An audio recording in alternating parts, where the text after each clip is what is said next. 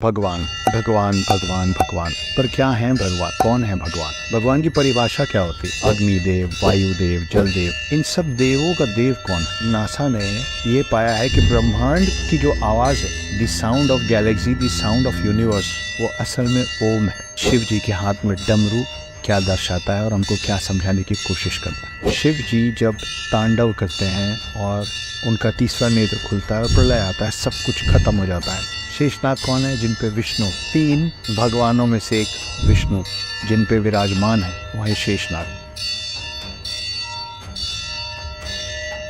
सभी को मेरा प्रणाम। मेरा नाम है उर्मिला पुत्र अक्षर Gupta. I am a full time house husband, part time author, screen writer, poet and lyricist. बचपन से हम लोगों ने एक शब्द सुना हुआ है, भगवान भगवान भगवान भगवान। पर क्या है भगवान? कौन है भगवान? भगवान की परिभाषा क्या होती है? एक शब्द मात्र है या उससे कुछ ज्यादा? भ से भूमि, ग से गगन, व से वायु, व में आ की मात्रा, अ से अग्नि और न से है नीर, मतलब होता है पानी। तो जो भी शक्ति इन पांचों तत्वों को साध सके, जो भी शक्ति इन पांचों तत्वों को अपने काबू में ला सके, वो होते हैं भगवान। और फर्क है भगवानों में और देवों में। अग्नि देव है, जल देव है, वायु देव है, भगवान नहीं। अबे भगवान कौन है? ब्रह्मा, विष्णु और महेश।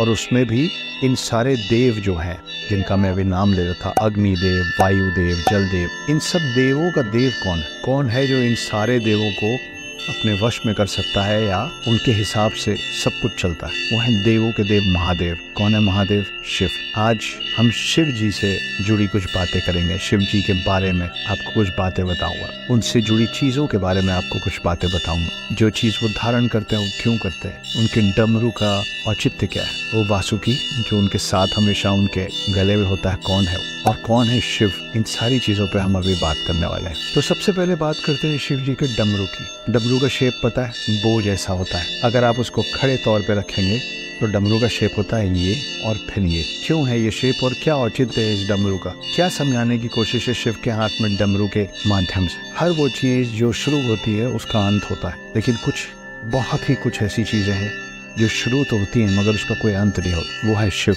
जिनकी ना कोई शुरुआत है, जिनका ना कोई प्रारंभ है, ना जिनका कोई अंत है। और जो डमरू है, जब वो खड़े तौर पे रखा होता है तो आप देखिए ऊपर ज्यादा होता है, नीचे आते आते खत्म हो जाता है, मगर वो अंत नहीं है उसका। वो खत्म होने के बाद फिर शुरू होता है और फिर नीचे तक जाता है। ये जो लगातार चीज चलती रहती है, जैसे कि हमारी धड़कन लयबद्ध है, यूं ही नहीं है। धड़कन में एक लय है, वो लय है वो डमरू की आवाज। हर वो चीज जिसमें जीवन है वो प्रतीक है उस डमरू का। तो हर वो चीज जो शुरू होती है वो खत्म होती है, मगर ये वो चीज है जो खत्म होके नीचे फिर शुरू हो जाती है। तो शुरू होके खत्म होना और खत्म होके शुरू होना, ये जो लगातार निरंतर न खत्म करने वाली प्रक्रिया है, वो दर्शाता है शिव जी के हाथ का वो डमरू। इसलिए ऐसे बजता है। तो एक बार इधर से बजता है, फिर एक बार इधर से बजता है। क्यों? क्योंकि सृष्टि शुरू होती है, फिर खत्म होती है, फिर शुरू होती है, फिर खत्म होती है। डमरू को अब आप सीधे के तौर पे मोड़ के रखिए, जैसा आमतौर पे शिव जी के हाथ में होता है। मेरी उंगलियों को देखिए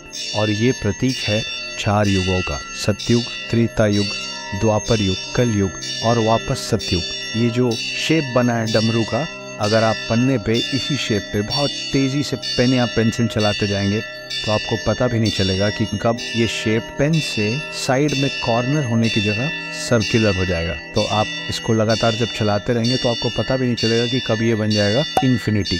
क्या होता है इन्फिनिटी? जिसका ना कोई प्रारंभ है ना कोई अंत है, जो कभी खत्म नहीं होता है, वो होता है इन्फिनिटी। डमरू भी वैसे ही इन्फिनिटी। तो ये दो प्रतीक हैं, ये दो औचित्य है कि शिव जी के हाथ में डमरू क्या दर्शाता है और हमको क्या समझाने की कोशिश करता है। डमरू ऊर्जा और ब्रह्मांड का भी प्रतीक है। जैसे कोई भी ऊर्जा पहले कहीं से ऊपर उठती है और उसके बाद फिर वापस ढह जाती है, वैसे ही डमरू का शेप है। जैसे ब्रह्मांड लगातार फैल रहा है, डमरू के शेप पे भी आप देखिए ऊपर चौड़ा है, मतलब ऊर्जा ऊपर उठी, मगर ये जब ऊर्जा नीचे जाती है तो वो ढह के खत्म नहीं होती, वो नीचे से फिर फैलना शुरू करती है। जैसे कि ब्रह्मांड, जिसके लिए माना जाता है कि ब्रह्मांड लगातार फैलता ही जा रहा है, तो डमरू वैसे ही है कि आप ये समझ लीजिए कि बीच में एक शून्य है और दोनों तरफ ब्रह्मांड फैल रहा है। तो ये भी डमरू को देखने का एक नया तरीका हो सकता है। अब आ जाते हैं सर्प पे। शिव जी का सर्प वासुकी। पुराणों में जो सर्प शिव जी के गले में धारण किया हुआ दिखाया गया है, वो सर्पों के राजा हैं, जिनका नाम है वासुकी। कौन है वासुकी और क्या कर रहे हैं वो